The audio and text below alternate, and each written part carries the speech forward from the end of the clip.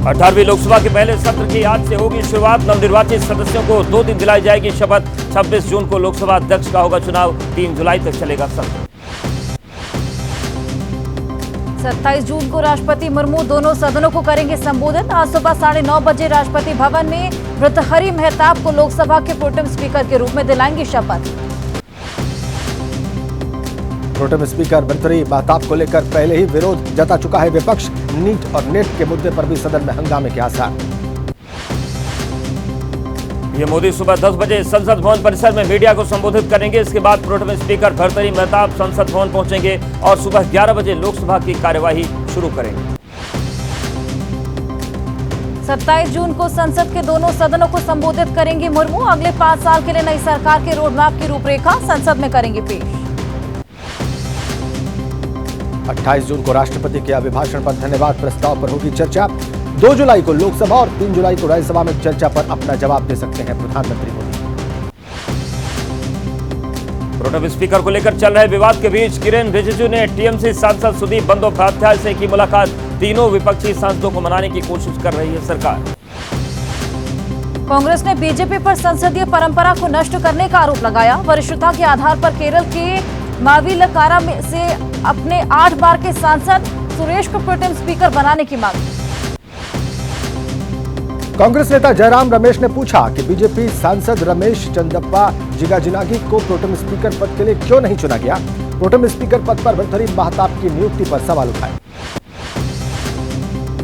जयराम रमेश के सवालों पर सुधांशु त्रिवेदी का पलटवार। लिखा, सुरेश जी तो बहाना है, विपक्ष का मकसद क्लेश कराना है। सुरेश कुडी कुरल जी को नेता प्रतिपक्ष क्यों नहीं बना रही कांग्रेस। सत्र के पहले दिन संसद में एकजुट होंगे विपक्ष के सांसद। एक साल लोकसभा तक करेंगे मोर्चा मार्च। पुराने संसद भवन के गेट नंबर 2 के पास एकत्र होंगे विपक्षी सांसद, फिर नए संसद भवन जाएंगे। कांग्रेस ने आज सुबह 10 बजे लोकसभा के नवनिर्वाचित सांसदों की बुलाई बैठक।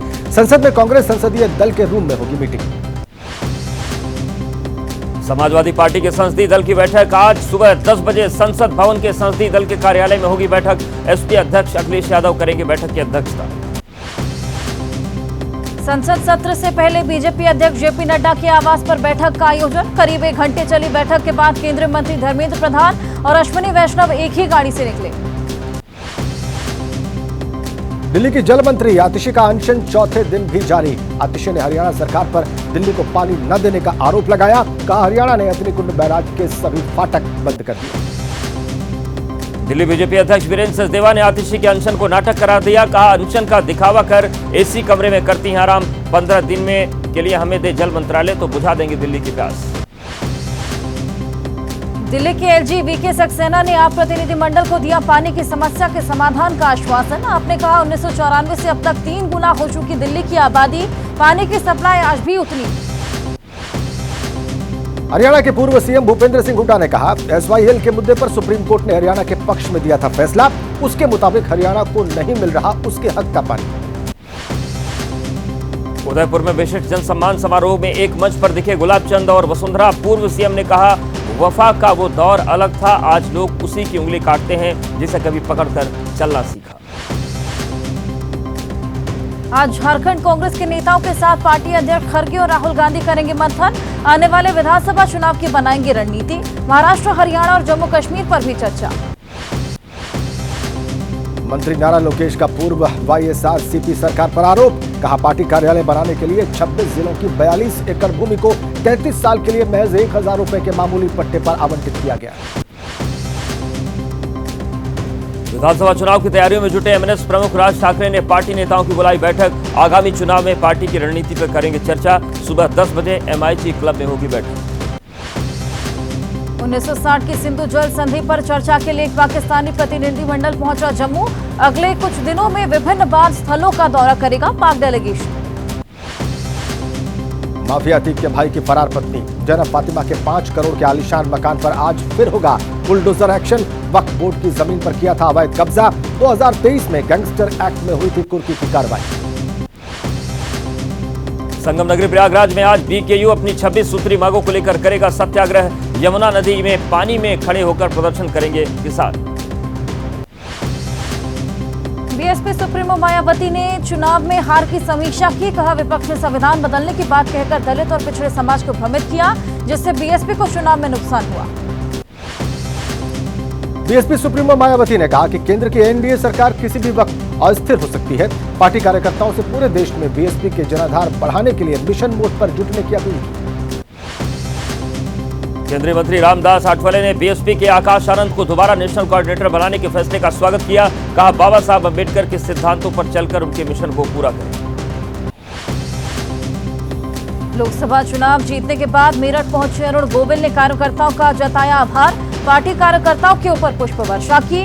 अरुण गोविल बोले कार्यकर्ताओं की मेहनत की बदौलत जीते हैं चुनाव। अरुण गोविल ने कहा आने वाले समय में मेरठ के विकास के लिए करने हैं काफी काम। अभी प्राथमिकता में नहीं गिनाया कोई भी काम। बोले शहर के विकास के लिए जो भी जरूरी होगा वो काम करेंगे। परीक्षा में सुधार के लिए गठित हुई हाई लेवल कमेटी की बैठक आज। परीक्षा प्रक्रिया के तंत्र में सुधार, डेटा सुरक्षा प्रोटोकॉल और एनटीए की संरचना कार्यप्रणाली को लेकर करेगी सिफारिश। नीट परीक्षा से जुड़ी कुछ और याचिकाओं पर आज भी सुप्रीम कोर्ट में हो सकती है सुनवाई। एनटीए परीक्षा में गड़बड़ी की जांच सीबीआई को सौंपने की आधिकारिक जानकारी दे सकती है सुप्रीम अदालत। नीट में धांधली को लेकर आज संसद का घेराव करेगी एनएसयूआई। सत्र के पहले दिन सत्ता पक्ष को घेरने की तैयारी। सुबह 11:30 बजे जंतर मंतर पर भी प्रदर्शन। नीट को लेकर आरजेडी के प्रेस कॉन्फ्रेंस। आरजेडी नेता मनोज झा नीट परीक्षा में कथित धोखाधड़ी को लेकर आज सुबह 9:30 बजे प्रेस कॉन्फ्रेंस करेंगे। नीट यूजी में कथित अनियमितताओं को लेकर सीबीआई ने दर्ज किया एफआईआर। जांच के लिए बिहार और गुजरात भेजी जा रही स्पेशल टीम। एनटीए रिफॉर्म को लेकर बनाई गई कमेटी 22 अगस्त तक देगी अपनी रिपोर्ट। अगली परीक्षा से पहले लागू होंगी एक्सपर्ट कमेटी की सिफारिशें। नीट पेपर लीक मामले में कथित धांधली की जांच कर रही ईओयू का बड़ा खुलासा। परीक्षा के पहले बलदेव कुमार उर्फ चिंटू को मोबाइल पर आ गई थी आंसरशीट। संजीव कुमार के गिरोह का सदस्य है चिंटू। देवघर से गिरफ्तार हुए 5 आरोपियों में से 3 को 14 दिन की न्यायिक हिरासत में बेऊर जेल भेजा। बाकी 2 आरोपियों की आज कोर्ट में होगी पेश। एबीपी न्यूज पर आरोपी मनीष की पत्नी ने किया बड़ा खुलासा। कहा मनीष कहीं गायब नहीं, पटना में ही मौजूद है। पति को बेकसूर बताकर फंसाए जाने की बात कही। नीट यूजी पेपर लीक मामले में महाराष्ट्र से भी जुड़े तार। पेपर लीक मामले की जांच कर रही लातूर पुलिस जल्द करेगी एफआईआर। महाराष्ट्र एटीएस ने अब तक 2 शिक्षकों से पूछताछ की। कांग्रेस नेता दानिश अली ने पेपर लीक पर कही कि सरकारी संरक्षण में पेपर लीक माफिया काम कर रहा। पेपर लीक के तार गुजरात से जुड़ने पर उठाए सवाल। यूपी कांग्रेस प्रदेश अध्यक्ष अजय राय ने कहा अगर पेपर लीक की ये घटनाएं चुनाव के समय हो जाती तो बीजेपी को 50 सीट जीतना भी मुश्किल हो जाता। एसपी नेता शिवपाल यादव ने कहा बीजेपी के शासन में नीट सहित सभी परीक्षाओं के पेपर लीक हुए। जांच में बहुत देर हो गई, पहले ही जांच करके दंड दिया जाना चाहिए था। कांग्रेस महासचिव प्रियंका गांधी के पेपर लीक पर उठाए गए सवालों पर केंद्रीय मंत्री रामदास आठवले का पलटवार। बोले कांग्रेस सरकार के शासन में बहुत घोटाले हुए, जांच पर कार्रवाई करेगी सरकार। कानपुर में छात्रों के अनोखे प्रदर्शन की तस्वीरें सामने आई। मुंडन करवाकर एनटीए का किया श्राद्ध। काकादेव कोचिंग मंडी इलाके में छात्रों ने किया विरोध प्रदर्शन। केंद्रीय मंत्री बड्डी संजय कुमार के आवास के बाहर छात्रों ने किया विरोध प्रदर्शन। पेपर लीक को लेकर सरकार के खिलाफ जताई नाराजगी। आक्रोशित छात्रों ने किया हंगामा। रांची में कांग्रेस नेताओं ने शिक्षा मंत्री धर्मेंद्र प्रधान का पुतला फूंका। पेपर लीक के मुद्दे पर इस्तीफे की मांग की। कहा उनके पद पर निष्पक्ष जांच की उम्मीद नहीं। नीट यूजी में ग्रेस मार्क्स पाने वाले 1563 अभ्यर्थियों में से 813 छात्रों ने दोबारा परीक्षा दी। 5 मई को परीक्षा में हुई देरी के चलते 1563 छात्रों को दिए गए थे ग्रेस मार्क्स। सुप्रीम कोर्ट के आदेश पर दोबारा कराई गई परीक्षा। नीट परीक्षा में अनुचित साधन अपनाने के आरोप में रविवार को 110 अभ्यर्थी किए गए ढीबार। इनमें शामिल पटना के 17 अभ्यर्थी भी नहीं दे सके परीक्षा। छत्तीसगढ़ के बलोद और दंतेवाड़ा में 602 छात्रों ने री एग्जाम दिया। कई छात्रों ने दोबारा परीक्षा नहीं दी। बलोद की मौली अग्रवाल ने बताया दोबारा पेपर के लिए वो मानसिक तौर से तैयार है। छत्तीसगढ़ के बालोद में दल्ली राजहरा परीक्षा केंद्र पर 185 छात्रों को देने की परीक्षा। 115 छात्र ही शामिल हुए। 70 अभ्यर्थियों ने दोबारा नहीं दी परीक्षा। मुख्यमंत्री अरविंद केजरीवाल ने खटखटाया सुप्रीम कोर्ट का दरवाजा। रिहाई पर लगे अंतरिम रोक के खिलाफ पहुंचे सुप्रीम कोर्ट। आज याचिका को मेंशन कर जल्द सुनवाई की मांग कर सकते हैं। दिल्ली के दक्षिणी रिज क्षेत्र में बड़ी संख्या में पेड़ काटने का मामला। सुप्रीम कोर्ट आज करेगा सुनवाई। कोर्ट ने डीडीए के उपाध्यक्ष को जारी किया था अब मानना का नोटिस। आज खत्म हो रही प्रज्वल रेवन्ना की न्यायिक हिरासत। प्रज्वल रेवन्ना को विशेष कोर्ट में किया जाएगा पेश। बलात्कार और यौन उत्पीड़न के आरोपों में घिरे Revanna. UGC net paper leak की जांच करने के लिए नवादा पहुंची सीबीआई टीम पर हमला। रजौली थाने के कसियाडीह गांव पहुंची टीम। ग्रामीणों ने सीबीआई टीम को नकली पुलिस बताकर किया हमला।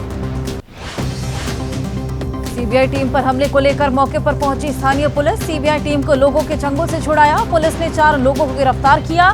सीबीआई के अधिकारियों ने 2 मोबाइल फोन जब्त किए।